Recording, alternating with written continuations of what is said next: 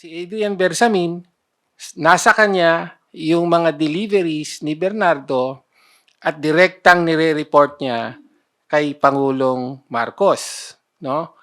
At ang sinasabi nga, merong mga exchanges of communications between Yusek Bersamin and the President, no? Ni-report niya yung pagkakompleto ng 7.112 billion in deliveries, no?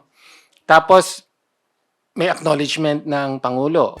May hawak na record si Batangas 1st District Representative Leandro Ligarda de Viste ng palitan ng text messages ni na Pangulong Ferdinand Marcos Jr. at dating Presidential Legislative Liaison Office Undersecretary Adrian Bersamin kaugnay ng kickback sa bilyong pisong halaga ng budget insertions mula December 2024 hanggang July 2025. Para sa mga kongresista, matibay na ebidensya umano ito ng direktang pagkikilahok ni PBBM sa flood control corruption scandal.